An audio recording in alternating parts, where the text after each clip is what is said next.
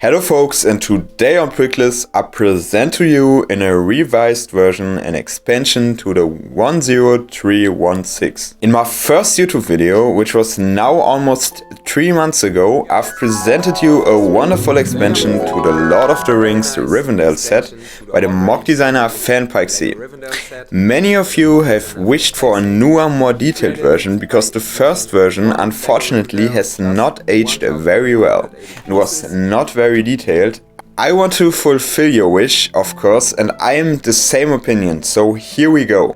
The expansion consists of a total of 10,547 parts and uses two 10316 LEGO Rivendell sets, of which not all parts are used, and an additional 1,180 parts which you have to order separately. The expansion costed me around $490 and is definitely not cheap. Unfortunately, I cannot show you the building sequence of the set as it was built a long time ago, but I can give you a tip in advance: sort the parts by color before you build the set. This will definitely save you a lot of time, otherwise you have to search through all 49 bags for all the parts individually. But now I don't want to keep you waiting any longer. I'll start with the introduction to the expansion right now. The expansion consists of this large building here. I'll show you the set from the outside before I continue with the details inside. So let's start with the front. The front consists of the part that completed the original Rivendell set, this time only mirror inverted and doubled. It looks about the same from the outside, but this time the tower is on the other side. The other side is almost identical from the outside, except that this time the tower is missing, and instead a small framed opening has been integrated into the building structure. In front of the main entrance we find a nice square on which a large tree has been placed. This was oriented from the tree that can be seen in Elrond's castle behind his chair, which happens quite often in this expansion. That building techniques from the original set were reused. And then a table with elvish food. The floors decorated all around with stones, plants and mushrooms that even glow in the dark. Now let's take a look at the front part from the inside. Here we have the bedroom where Frodo wakes up in the first part of the Lord of the Rings trilogy. Next to it is the chest containing both the sword, sting and a mithril chainmail from Bilbo, and on the other side a small bedside table with a candlestick. In the small indentation under the tower there's a desk and a chair where Bilbo can write his book in peace.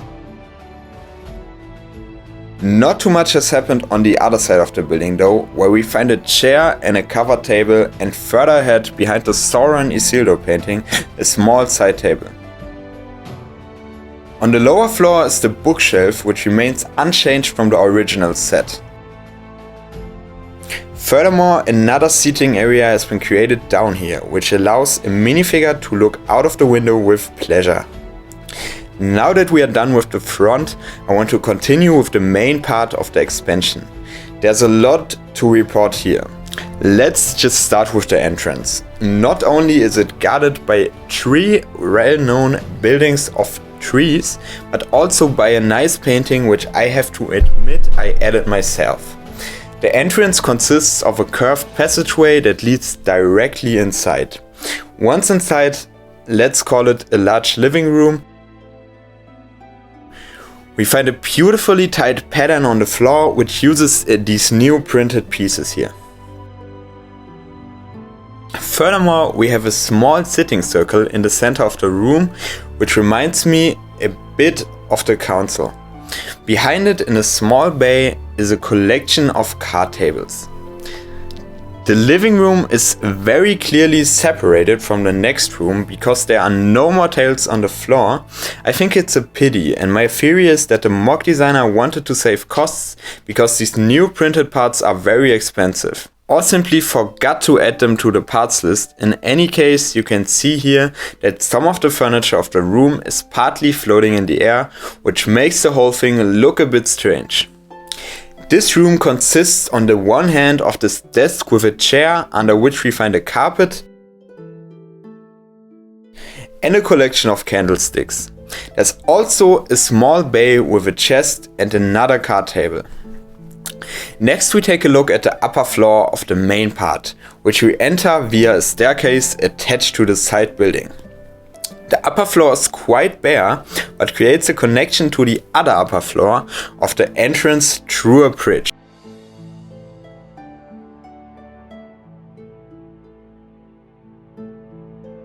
Let's continue with this side building.